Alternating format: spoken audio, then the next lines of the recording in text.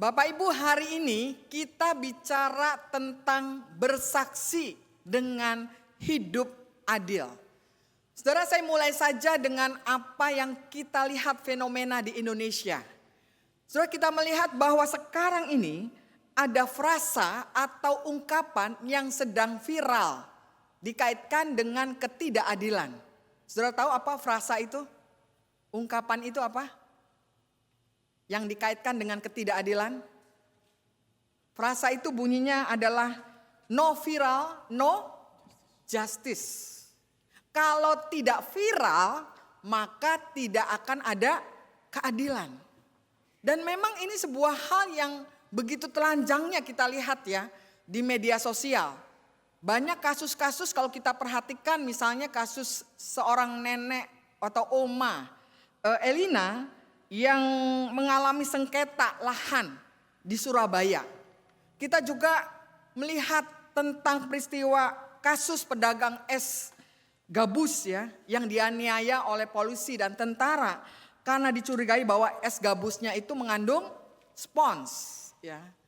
Lalu kita juga melihat tentang yang terakhir ini, kasus seorang suami yang membela istrinya yang kemudian karena dia mengejar pejamretnya itu sehingga pejamretnya itu mati, ada 2 orang dan dia ditersangkakan ya di daerah Sleman. Saudara, kalau ini tidak diangkat ya secara viral oleh netizen dan lain sebagainya, saya nggak tahu ya apakah mereka betul-betul mendapatkan keadilan. Tapi inilah satu situasi di mana kita menyadari betul bahwa memang terasa semakin ketidakadilan itu merajalela di mana-mana. Dan kita seringkali juga menyaksikan, bukan hanya di media sosial, bahwa orang jujur itu dianggap seringkali bodoh. Kita juga melihat bagaimana orang adil justru dianggap naif. Dan kita juga mau melihat di sana bagaimana orang yang justru ikut-ikutan arus justru malah cepat naik ya, viral dan terkenal di mana-mana. Di kantor, saudara, mari kita buka-bukaan di kantor. Banyak orang yang menempatkan diri mau memanipulasi laporan yang sering padahal ternyata diapresiasi sebagai orang yang baik, yang bisa meningkatkan kinerja perusahaan, tapi sesungguhnya dia bekerja dengan hal yang tidak benar. Di sekolah, di kampus, kita melihat bagaimana siswa, mahasiswa yang menyontek justru diagung-agungkan. Karena apa? Karena ya nyontek wajarlah, asal yang penting nilainya bagus begitu. Di media sosial juga citra itu lebih penting daripada karakter. Lalu bagaimana di rumah? Saudara, di rumah ada yang begitu lelah tapi ternyata tidak dipuji. Ada yang salah tapi seakan-akan dimaklumi saja. Akhirnya apa? Rumah seringkali hanya mengajarkan nilai-nilai begini begitu. Tapi kadang malah mewariskan ketidakadilan. Sehingga yang terjadi di masyarakat ya dampak juga apa yang dibangun di dalam kehidupan rumah tangga. Suara yang lemah mudah diabaikan. Akhirnya apa? Penderitaan hanya dicatat, dianggap sebagai angka-angka statistik begitu ya. Saudara-saudara, ketidakadilan ini sebenarnya sekali lagi bukan hanya soal sistemnya. Tapi memang ketidakadilan ini merembes ke relasi-relasi sehari-hari. Tadi yang dikatakan di rumah, di tempat kerja, di gereja, bahkan diri kita sendiri jangan menganggap bahwa kita selalu berdiri pada keadilan, kebenaran. Jangan-jangan kita juga adalah istilahnya orang yang melakukan ketidakadilan itu sendiri. Akhirnya apa, saudara? Kita jadi lelah ya, kita jadi capek, kita jadi malas, jadi sinis. Dan bertanya untuk apa sih hidup menjadi orang-orang benar di dunia semacam ini. Dunia yang selalu mempertontonkan ketidakadilan. Nah saudara-saudara, syukur ya hari ini kita mau datang pada Tuhan. Mungkin di tengah-tengah kita entah putus asa, entah bingung. Kita mau datang kepada Tuhan. Bagaimana sih sesungguhnya yang Tuhan inginkan terjadi dalam hidup kita? Justru di tengah realitas yang seringkali kita dibawa dalam situasi dipertontonkan tentang ketidakadilan, disinilah iman kita diuji, Bapak Ibu. Bukan sekedar percaya bahwa Tuhan itu adil, tapi justru bagaimana kita diajak untuk berani hidup adil ketika ketidakadilan itu begitu marak terjadi di mana-mana. Jadi bukan hanya mengatakan, oh Tuhan itu adil. Justru disinilah kita diajak, diundang untuk melihat diri kita. Bagaimana kita bertahan, tahan uji enggak di tengah-tengah ketidakadilan yang marak itu. Saudara-saudara, kalau kita membaca bagian-bagian Alkitab pada hari ini, di sini kan dikatakan sebenarnya disimpulkan begitu ya. Allah itu terutama tidak mencari hal-hal yang bersifat ritual, ya, tetapi ingin supaya umatnya itu hidup benar. Nah pertanyaannya kemudian, kenapa sih manusia kok sering berbeda antara apa yang dia lakukan dalam ibadah, dalam ritualnya, dengan apa yang terjadi dalam kehidupan nyata? Maka orang akan mengatakan, ya iyalah Bu, kalau ritual itu kan mudah dilakukan. Tapi yang namanya pembaruan hidup susahnya luar biasa. Ritual bisa membuat saudara dan saya merasa aman. Karena kita ya cuma diingatkan oleh pendeta-pendeta dengan khotbah-khotbahnya. Tapi seakan-akan kita tidak dituntut dengan resikonya. Ritual punya aturan jelas dan waktunya terbatas 1 jam atau 1,5 jam. Dan hasilnya pun instan. Pokoknya yang penting saya sudah melakukan ibadah saya. Tapi selesai ibadah seakan-akan selesai sudah tanggung jawab kita sebagai seorang Kristen. Padahal seharusnya disitulah kita harus berkarya. Kita harus berjuang. Kita harus melakukan apa yang benar yang dinyatakan dalam ibadah-ibadah kita. Jangan sebaliknya saudara-saudara. Kita malah membiarkan hidup kita terbawa arus. Tidak lagi menjunjung tinggi kejujuran, membiarkan kebohongan terjadi di mana-mana, hidup menjadi tidak adil. Kenapa? Karena kita merasa bahwa kalau kita memperjuangkan itu semua, ya, mau berbuat adil, mau berbuat yang baik, yang jujur, justru kan akan datangnya apa? Konflik. Datangnya apa? Kerugian. Datangnya apa? Penolakan. Tapi kalau kita hanya berhenti di ritual saja, rasanya semua sudah beres. Nah saudara, hari inilah mari kita belajar. Firman Tuhan mengatakan di dalam Mika 6, Allah mengajukan gugatan. Ini mungkin kata yang jarang kita dengar ya dalam bahasa Alkitab. Tapi di Mika 6, Tuhan mengatakan Allah mengajukan gugatan kepada umatnya. Bahkan kalau kita membaca dalam Mika 6, judul perikopnya aja mengatakan gugatan Tuhan terhadap umatnya. Nah saudara, kemudian pertanyaannya, mengapa Mika memakai kata gugatan di sini? Karena Mika menggambarkan sebenarnya adanya sebuah relasi antara Allah dan umat Israel. Relasinya ini adalah sebuah relasi perjanjian antara Allah dan umatnya. Dan relasi perjanjian ini ternyata telah dilanggar oleh umat Israel. Padahal dalam perjalanan hidup orang Israel, mereka merasakan bagaimana pertolongan Tuhan yang begitu luar biasa. Bagaimana bangsa budak itu bisa memenangkan pertarungan dengan orang-orang Mesir. Dengan kekuatan apakah mereka bisa melawan kalau bukan dengan kekuatan Tuhan? Mereka telah diselamatkan dari perbudakan Mesir karena Tuhan sudah memilih seorang Musa. Padahal Musa juga adalah orang yang kecil hatinya. Memang kita menyaksikan Musa hebat begitu ya. Kalau kita melihat hasilnya. Tapi siapa Musa? Dia tidak berani sebenarnya. Tuhanlah yang memberikan keberanian itu kepadanya. Lalu bukan hanya itu, ketika Israel dikutuk oleh Bileam. Tapi ternyata diselamatkan juga oleh Allah. Ketika bagaimana mereka menyeberangi sungai dari Sitim ke Gilgal. Mereka diselamatkan oleh Tuhan. Nah karena itulah disinilah kita melihat bagaimana Allah memakai cara yang paling kuat. Dan bahasa yang dipakai oleh Misa ini dengan cara yang paling kuat untuk menegaskan dengan bahasa hukum, yaitu gugatan Allah. Allah menggugat umatnya. Ia menggugat bukan melihatnya bahwa umatnya ini musuh, makanya digugat. Bukan, tetapi sebagai Allah yang setia kepada perjanjiannya. Dan karena itulah sebuah gugatan, namanya gugatan Bapak Ibu, di mana-mana ini serius ya. Gugatan ini serius. Apa yang digugat Allah kepada umat Israel? Yang digugat Allah bahwa mereka adalah umat yang rajin ibadah. Mereka membawa korban-korban sembelihan, bahkan memberikan sebuah korban persembahan yang begitu terbaik dalam ibadah mereka. Namun bukan itu ternyata yang utama yang dituntut Allah. Apa yang dituntut Allah? Yang dituntut Tuhan daripadamu adalah berlaku adil, mencintai kesetiaan, dan hidup dengan rendah hati di hadapan Allah.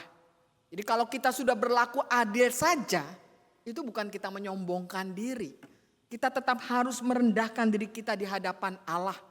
Sebab siapakah kita yang bisa melakukan keadilan sebagaimana yang Allah inginkan? Nah, saudara, apa yang diungkapkan oleh kitab Mika ini tidak berhenti sampai di situ. Kenapa?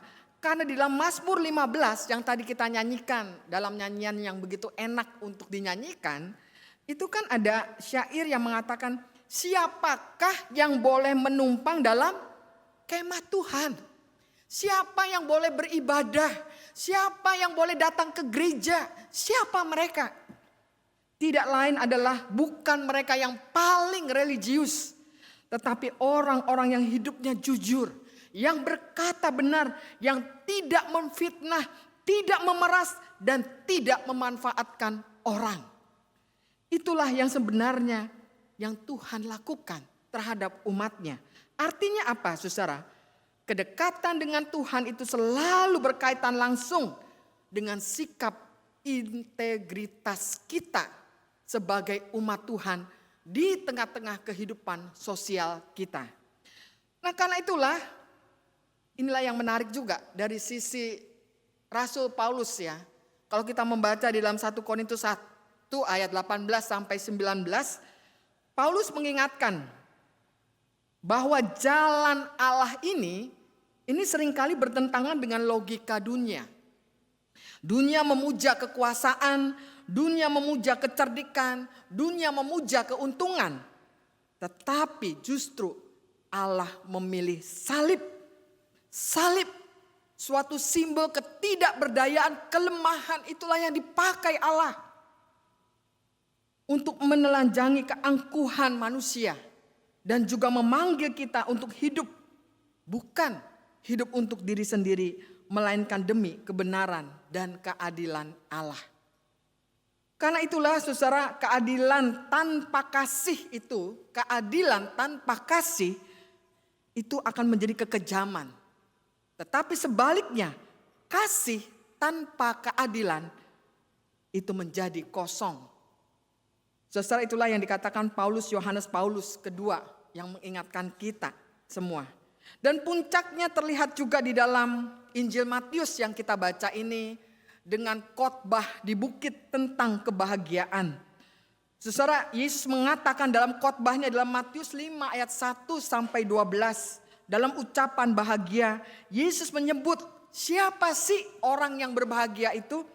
Yesus menyebut orang yang berbahagia itu bukan orang yang kuat, bukan orang yang menang, tetapi justru mereka yang mengejar kelemah lembutan, orang yang lapar dan haus akan kebenaran, orang yang murah hati, orang yang pembawa damai. Dan inilah potret dari hidup yang adil menurut kerajaan surga. Hidup yang berpihak pada kebenaran sekalipun kita harus membayar mahal harganya. Nah, karena itu saudara, sekarang apa sih yang harus kita lakukan sebagai umat Tuhan? Langkah-langkah apa yang benar-benar membawa kita menjadi orang-orang yang berpihak pada keadilan Tuhan dan bukan begitu mudahnya terseret oleh arus dunia ini? Pertama saudara, mari lakukan apa yang namanya kejujuran pribadi. Hidup adil itu dimulai saudara justru dari hal-hal yang sederhana. Jujur dalam perkataan walaupun itu hanya pergaulan sehari-hari. Dengan teman-teman kita dimanapun.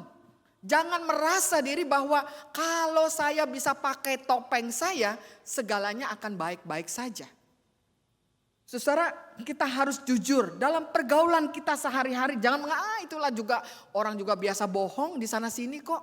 Jangan saudara. Mari mulai dari hal-hal yang kecil. Di tengah-tengah pekerjaan kita dengan teman-teman sekerja kita, dengan bos kita, pemimpin kita. Jadilah orang-orang yang bertanggung jawab. Jadilah karyawan atau orang-orang yang memang pegawai yang benar-benar orang melihat, oh ini toh orang Kristen. Dari situ orang akan melihat bahwa kita sebenarnya berjuang dalam keadilan. Keadilan itu bukan menggebar-geborkan soal, ayo mana nih keadilan pemerintah kita. Bukan, mari mulai dari hal-hal kecil dan mulai dari diri kita sendiri. Yang kedua saudara, kita harus berpihak, sungguh berpihak pada yang lemah dan bukan pada orang-orang yang mencari kenyamanan. Bersaksi berarti kita berani memilih kebenaran meski kita ini tidak populer, tidak dikenal. Ya nggak apa-apa. Apa sih memangnya kalau orang sudah viral, sudah populer, sudah terkenal, apa keuntungan mereka semua? Ya paling nanti sebentar mereka wah dipuja-puji gitu ya. Ya itu paling udah lewat, nantinya juga orang akan berganti lagi dengan orang yang lain. Ngapain gitu mengejar hal-hal yang seperti itu. Jadilah diri kita, bersyukurlah dengan diri kita dan apa yang ada di dalam diri kita. Tapi kita juga memperhatikan siapa yang lemah. Itulah yang harus mendapat perhatian di dalam hidup kita. Lalu menghidupi kasih dalam relasi sehari-hari. Dan juga yang keempat saudara, kita menjadi orang yang rendah hati. Mengakui diri kita ini harus terus-menerus belajar. Seorang pendeta setiawati, walaupun dia berdiri di mimbar khotbah ini, mendapat kesempatan berbicara kepada Bapak Ibu sebagai umat Tuhan, bukan berarti dia sudah sempurna semuanya. Sudah paling saleh dibandingkan Bapak Ibu. Jangan-jangan saya malah lebih tidak saleh dari Bapak Ibu. Kita semua harus belajar merendahkan diri apapun jabatan kita, apapun kepemilikan kita. Kita bukan apa-apa di dalam pandangan Tuhan. Yang di dalam pandangan Tuhan, yang Tuhan puji, Tuhan agungkan, justru orang-orang yang rendah hati. Dan yang kelima, saudara, kita harus belajar menjadikan salib sebagai ukuran hidup kita. Salib tidak pernah usang walaupun ada di dunia postmodern sekalipun. Salib tidak pernah usang walaupun dunia ini sedang bicara soal globalisasi, soal teknologi, soal AI, soal apapun juga. Salib tidak pernah kalah dan tidak pernah salah. Dan salib itu membawa saudara dan saya pada kemenangan. Kenapa? Karena salib mengajarkan bahwa keadilan sering menuntut sebuah pengorbanan. Tapi kita bersaksi bukan demi pujian Bapak Ibu, tetapi demi memuliakan Kristus. Nah karena itu saudara, apa yang seharusnya kita hayati dalam hidup kita selaku anak-anak Tuhan? Saudara-saudara, dunia memang tidak selalu membutuhkan khotbah-khotbah yang panjang, yang menarik, yang membuat kita aduh pengen dengerin nih khotbah ini. Dunia tidak membutuhkan itu sesungguhnya. Apa sih yang dunia butuhkan? Yang dunia butuhkan sekarang ini adalah justru kesaksian hidup setiap anak-anak Tuhan yang konsisten dimanapun dia berada, dia menampakkan karakter-karakter Kristus. Bersaksi dengan hidup adil adalah panggilan setiap orang percaya. Dunia mungkin tidak membaca Alkitab, Bapak Ibu. Dunia tidak membaca Alkitab, tetapi dunia membaca hidup saudara dan saya. Kiranya melalui keadilan, melalui kasih, lalu melalui kerendahan hati kita yang kita hidupi, orang lain akan melihat wajah-wajah Kristus yang hidup di tengah dunia, yang haus sesungguhnya akan kebenaran dan keadilan itu. Bersaksi dengan hidup adil ada cara kita mengatakan kepada dunia ini, Allah masih bekerja dan kerajaannya sedang hadir di tengah-tengah kita. Dan kita adalah alat duta-duta kerajaan Allah yang Tuhan tempatkan dimanapun supaya memuliakan nama Tuhan, membawa keadilan dan kebenaran untuk terangnya dunia ini. Tuhan memberkati kita semua. Amin.